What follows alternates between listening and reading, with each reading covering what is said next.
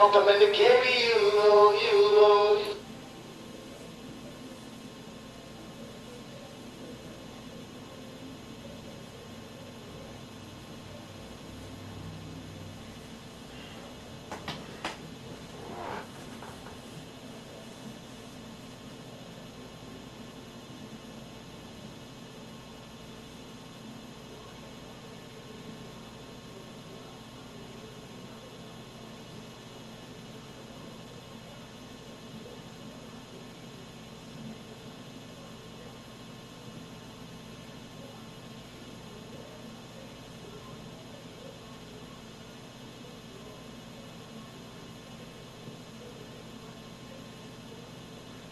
If we talk about something that is the basis, it's actually one of the basics you hear all the time, carbon.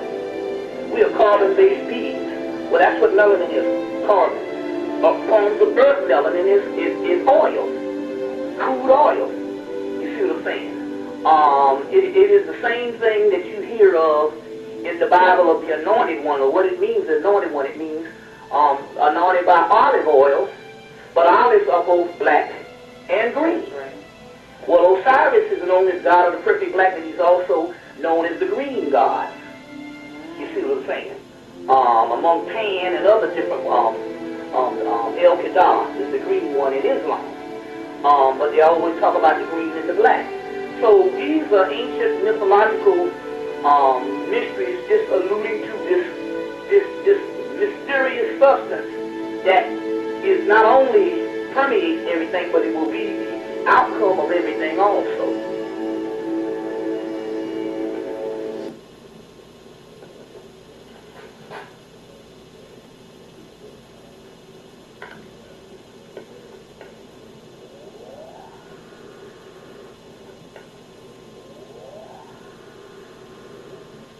There was a flurry of concern in the scientific circles regarding the discovery of the sun's influence on the decay of radioactive elements on Earth.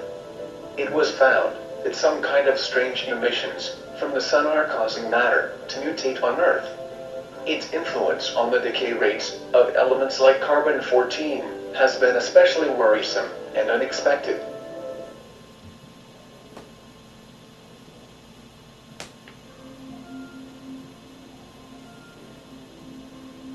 Carbon, as previously stated, is the basic building block of life, as we know it. And carbon-12 is the most abundant form of carbon, accounting for about 99% of all known forms of carbon. It is the isotope of carbon that consists of 6 protons, 6 electrons, and 6 neutrons. 6, 6, 6. Does that sound familiar? After oxygen, the second most abundant element in the human body is carbon-12. On cremation, the body returns to its carbon-12 state. This is probably what the writer of the Revelation meant when he said that 666 was the number of man, or number of the beast. It is the number of carbon-12, which is the basis of man's physical body, which ties him to the physical universe. This is especially significant when we understand what transmutation awaits this carbon-12, which will bestow man such superhuman powers that will make every technological advancement till date completely redundant. Every secret has a time to reveal, a time to celebrate. It is now time to reveal the secret of all secrets, the secret of carbon-7. Carbon-7 is the hitherto undiscovered isotope of carbon, which has 6 electrons, 6 protons, and only 1 neutron. It is the material equivalent of the Kundalini system as well as Metatron's cube. Like iron has the ability of sustaining a magnetic field around it, carbon-7 has the uncanny ability to carry hyperdimensional fields, such as fields of thought, around it. Thus it can amplify thought and other hyperdimensional fields, just as the iron and copper in a transformer can amplify magnetic fields.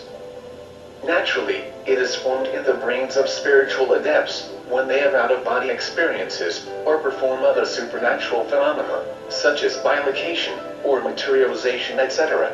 We can talk about melanin, but at this point in time, in terms of what we see happening in front of us via television and via the media, that that the question that we must ask ourselves is that can we as individual black people protect our melanin?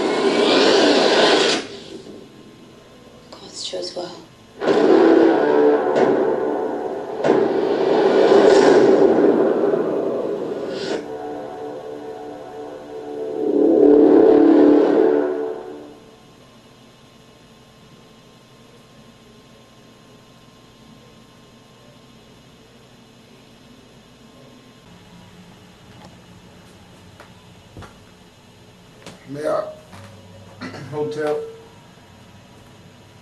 all that good stuff. That's all right. Sit tapping around my eye, chilling like a building. What it do?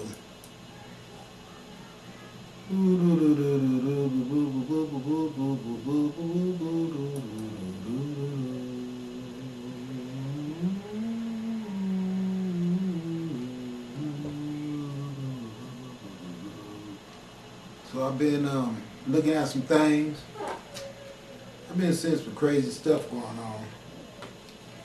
I ain't gonna lie to you, yo, this world is bugging out. Especially all the sinkholes I've been seeing. You know? What's really cool is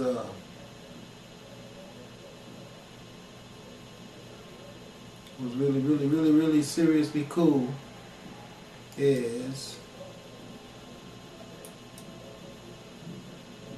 hello. Okay, here we go. I was just talking about, we was talking about Melanin, we was looking at that clip from like the movie 300, how everything gets so transferred from its originality, what I should say, its format of beginning, get jacked, claimed by other people. But we ain't gonna worry about that. I wanted to see if I could give you an explanation of how things work. See, the mind is a really, really complicated piece of equipment. It's a cold-blooded work of art. And that's the reason why a person that doesn't know what their mind is the best person to be set up to be taken advantage of. People can entice you through sublime suggested things to you without you recognizing that's what's happening. This can make you become a very foolish, uneducated person, because someone will give you their education that'll make you be victimized by them, because the only thing you'll be able to see is the dogma that's beneficial to the person that fed you that. That's why I say you shouldn't let people feed your children. You should be the only person that feeds your children. You let your child go eat at somebody else's house every day, that person will have more control over your child than you, because your child will learn to respect that person as the person that sustains them. The babysitters, all the fast food restaurants, they always become the boss, because you can end up enticing them to do your bidding by rewarding them with the pleasure of going to those places you make them become accustomed to, by giving control of your responsibilities and rearing your child to someone else. That makes your child become your merchandise. That's what happens when we send our children to these public schools and have them born in these hospitals that take control from the hospital birth. But now I wanted to talk to you about the mind, the human mind, and how it works. Impressions is what bring people to the places where they be. Let me explain to you what I mean. If you was in the mood for some sushi, you will go into your kitchen and prepare it, or go somewhere else where someone else can prepare it for you. Whatever is inside of your makeup of desire at the moment is where you will find yourself frequently. Someone who has a habit with any drug you want to choose will find themselves being involved a lot with the pursuit of obtaining that drug. Okay, so it works full scale.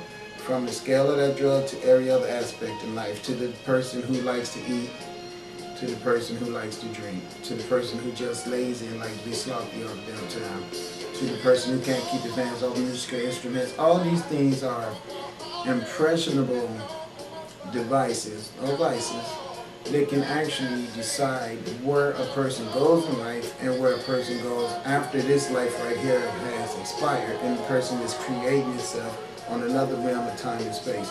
It could be so enticing, the activities in this life, as to where they will immediately make a person return right back to this place, and sometimes back to the same dwellings.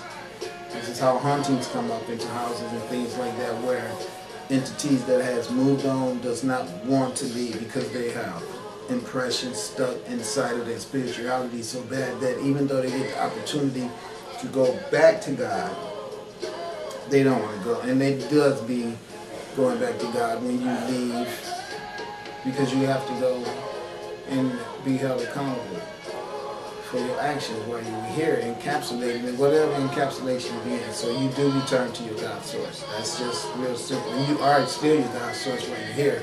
But once out of encapsulation, you have no choice but to go back to